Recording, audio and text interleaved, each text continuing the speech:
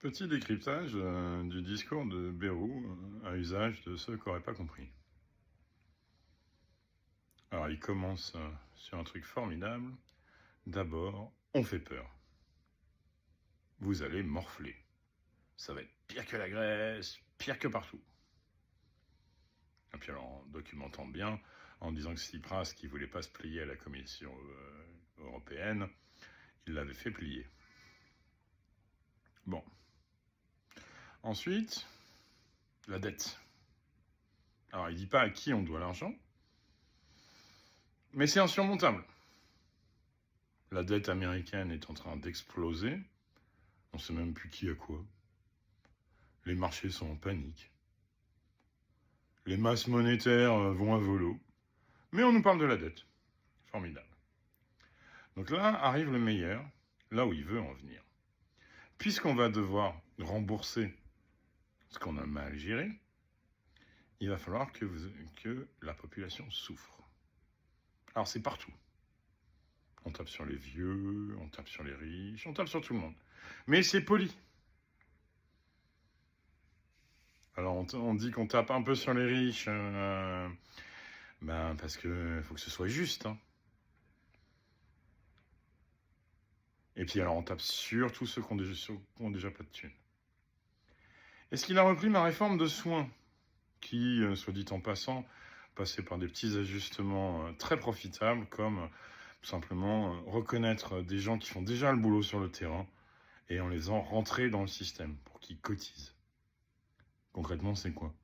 Tout le monde connaît ça. Une femme de ménage qui s'occupe d'une vieille dame plus d'heures, vous la qualifiez d'infirmière. La vieille dame en question, on s'occupe mieux d'elle et elle va plus aux urgences pour des conneries. Voilà. Alors ça paraît peut-être débile, mais en projection, ça fait ici et là beaucoup de trucs. Donc je pourrais tout détailler tellement j'ai été scandalisé, mais chaque fois, avec des phrases sucrées, il expliquait qu'il allait nous saigner. La conséquence, c'est quoi ? Je vais vous la donner. Des gens qui, au nom des économies, au nom de l'argent, sans recréer les richesses, sans mettre les bons dénominateurs, sans vouloir proposer une vraie réforme sociale structurée, sans parler aux gens de l'arrivée de l'intelligence artificielle qui, ils parlent de mettre tout le monde au travail, oui c'est ça, le travail, quel travail ? Sans définir les périmètres de travail dont on a vraiment besoin, à part... Si, il a dit qu'il allait faire du vent. 900 millions, alors il faut économiser 40 milliards ou 43, mais il va trouver 900 millions en finance. Bon, très bien. Donc plutôt que de faire le travail de terrain et dire aux gens, voilà, où sont les boulots ? L'intelligence artificielle va forcément éliminer, ce qui est une réalité, va éliminer tous les métiers intellectuels. Et il faut qu'on trouve des points d'équilibre entre les métiers de cadre, où on crée la richesse, avoir un discours sur les politiques extérieures. Oui, la Russie, c'est une menace. Mais elles ont l'intelligence artificielle et elles la foutent dans des drones.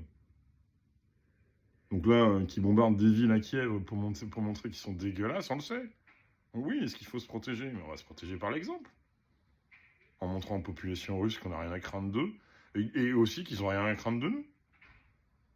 Puisqu'on est en démocratie, c'est les peuples qui comptent. Enfin, je sais pas, c'est ce que j'ai toujours cru. Ouais, donc, vraiment scandalisé. Le pire, c'est qu'ils balancent 25 millions de chiffres qui sont tous aussi...